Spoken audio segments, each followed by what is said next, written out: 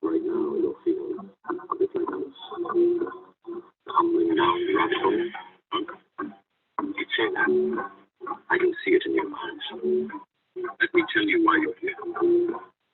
You're here because you know something. What you know you can't explain. But you feel it. You felt it your entire life.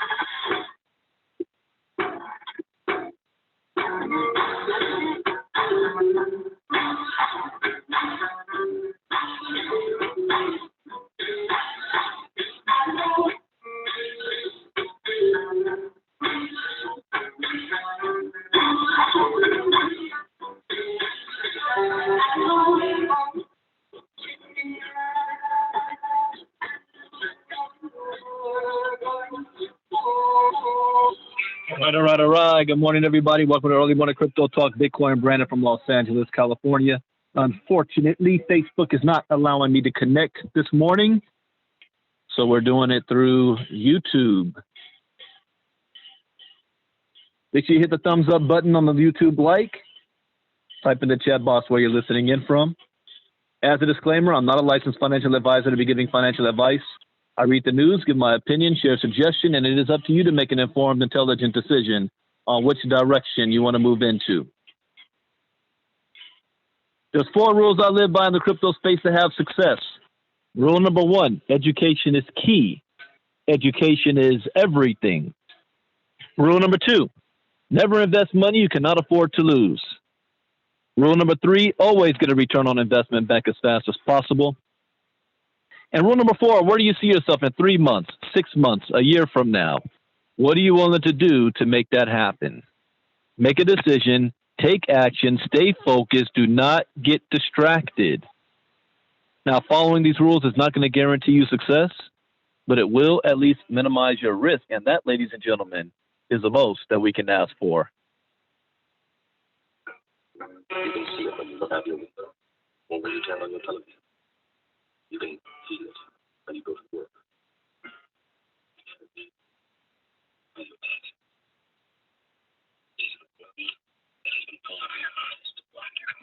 All right, so let's go ahead and get started here.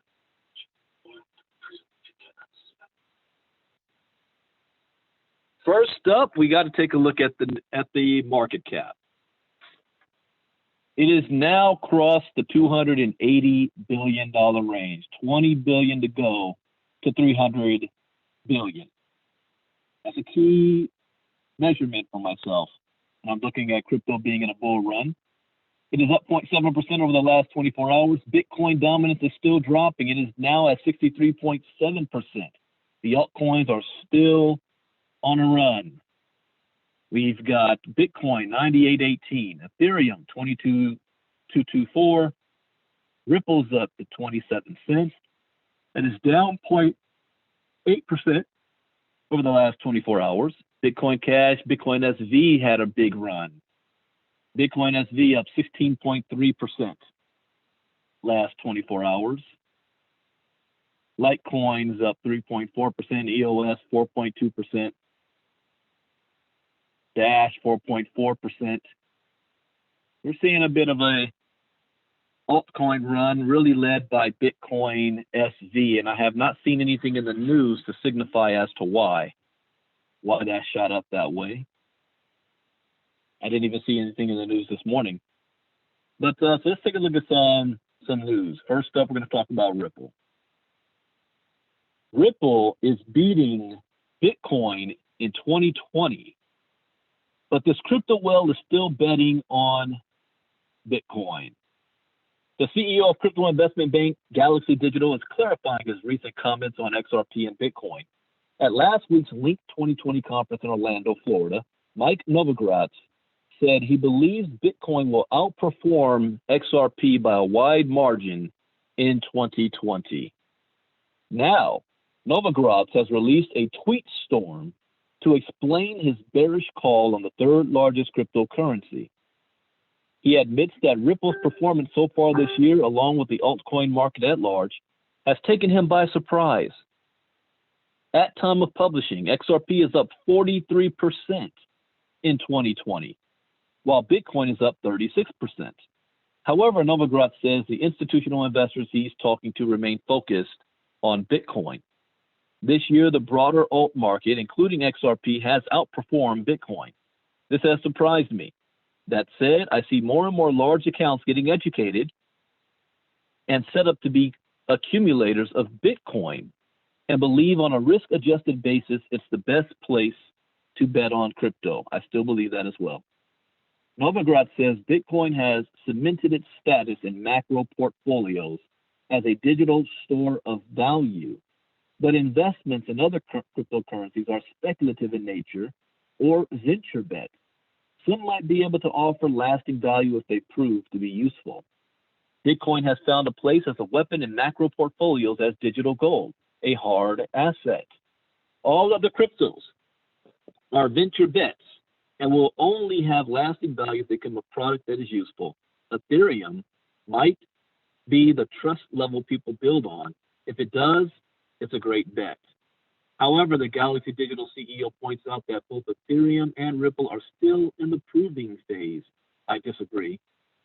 Novogratz ends his tweet storm with a reminder that Ripple still owns more than half of the total supply of Ripple. He says Ripple will have to distribute the XRP it owns sensibly while building a real-world use case. The price of Ripple will be determined, like all prices, if there are more buyers than sellers, and the company has a lot of control here. The price will rise. The company needs to distribute in a rational way, at the same time building a real and scalable use case. I hope they do. Novogratz certainly has a track record as an investor in the world of crypto. The former hedge fund manager told Bloomberg he sold $250 million in Bitcoin and Ethereum before the 2017 bubble burst. Normally, I agree with most of everything Novogratz says. I disagree here. I think he is cutting Ethereum and Ripple short. I think Ethereum and Ripple have already proved they have a long-lasting value and use case. You've got major companies and governments already using it, and banks already positioned for it. It's got the infrastructure. Ethereum and Ripple both do. So if he was talking about any other altcoin, yeah. In any coins out of those top three, I would agree with what he's saying. But not Ethereum and Ripple. Those two coins aren't going anywhere. All right, next up. New Zealand just became the first country to legalize salary payments in cryptocurrencies. I mean, I hate to say when I'm right, but I'm right. I said this 2 years ago. Let me pull up a quote. I'm going to pull up a quote that I first read 2 years ago. And it is by Supreme Court Justice Stephen Breyer when he said, moreover, what we view as money has changed over time. Cowrie shells once were such a medium, but no longer are. Our currency originally included gold coins and bullion. But after 1934, gold could not be used as a medium of exchange. Perhaps one day employees will be paid in Bitcoin or some other type of cryptocurrency. That was 2 years ago. You know what? I'm going to read one more quote here. This is from CFTC Chairman Rostin Binham. Virtual currencies will become part of the economic practices of any country, anywhere. Let me repeat that. These currencies are not going away, and they will proliferate to every economy and every part of the planet. Some places, small economies may become dependent on virtual assets for survival. And these currencies will be outside traditional monetary intermediaries like government, banks, investors, ministries, or international organizations. We are witnessing a technological revolution. Perhaps we are witnessing a modern miracle. 2 years ago. And what do we see now? New Zealand. Legalize salary payments in crypto. Here's another thing that I said 2 years ago. For those people who don't believe that Bitcoin and crypto is going to go anywhere, that it's a fad, that one day you're going to be driving down the street and you're going to see Bitcoin ATMs all over the place. Next, you're going to go into your Starbucks. You're going to have the option of buying your coffee in crypto.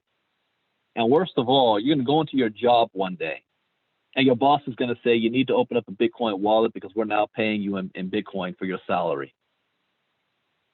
I said that 2 years ago. Here we go. New Zealand's the first. New Zealand will legally allow companies to pay salaries in crypto starting September 1st, becoming the first nation to do so. The country requires the preferred cryptocurrency to be pegged to a standard currency and directly convertible into a normal form of payment.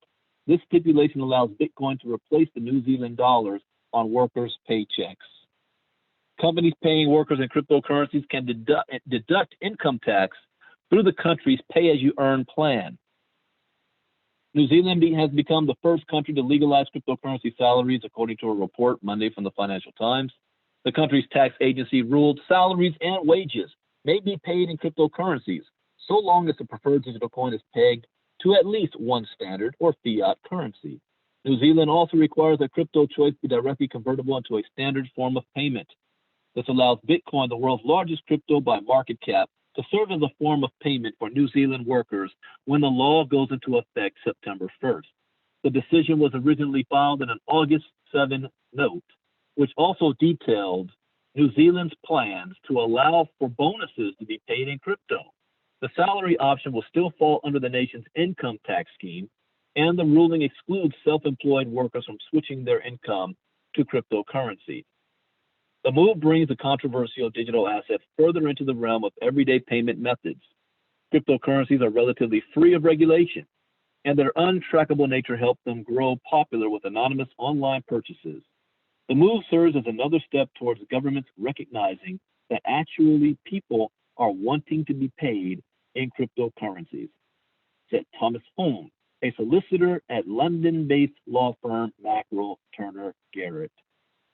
Cryptocurrencies are considered a novel and volatile investment asset.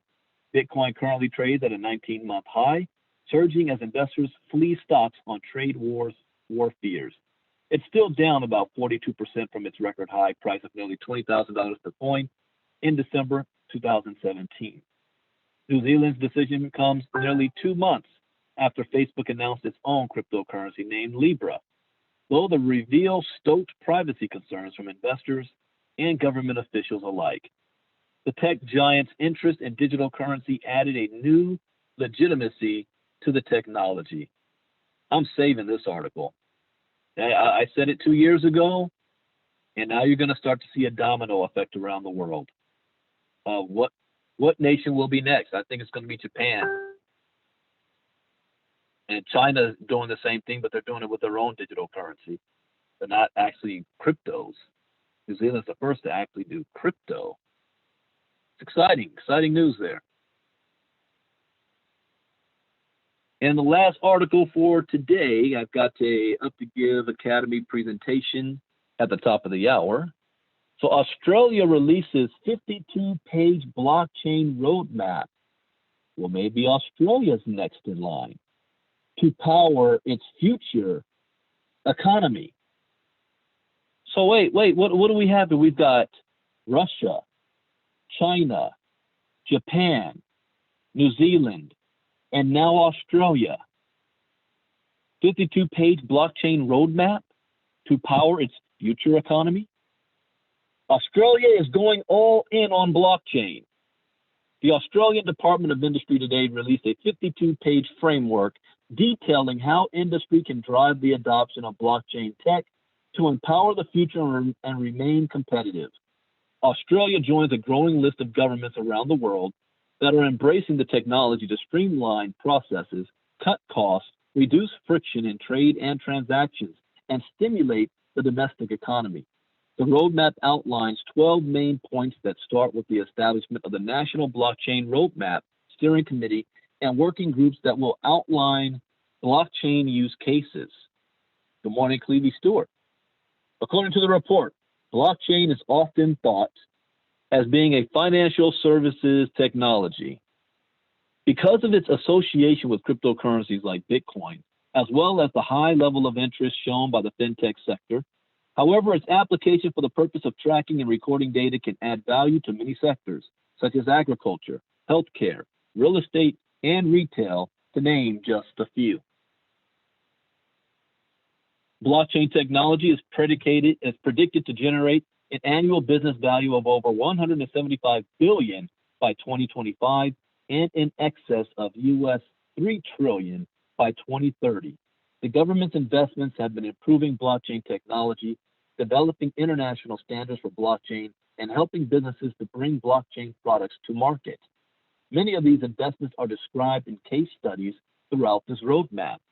Australia's ability to capitalize on our current standing and to release the potential of blockchain, both domestically and internationally, relies on ensuring key fundamentals are in place: effective, efficient, and appropriate regulation and standards, the skills and capabilities that can drive innovation, strong international investment, and collaboration. Last year, Chinese President Xi Jinping announced China's intention to become a world leader in the adoption of blockchain applications. Last week, Heath Tarbert, chairman of the U.S. Commodity Futures Trading Commission, said he wants the U.S. to take the lead on digital assets and blockchain. That is important right there. I don't remember hearing about that. He wants the U.S. to take the lead. That's good. According to a report by LinkedIn, blockchain is now the most in-demand skill on the planet. You know, that leads to something else. Not only are you going to get paid in crypto, but you're not going to be able to get a job in the future if you don't understand and know about blockchain. It's going to be part of the application process. You know, when you send in your resume,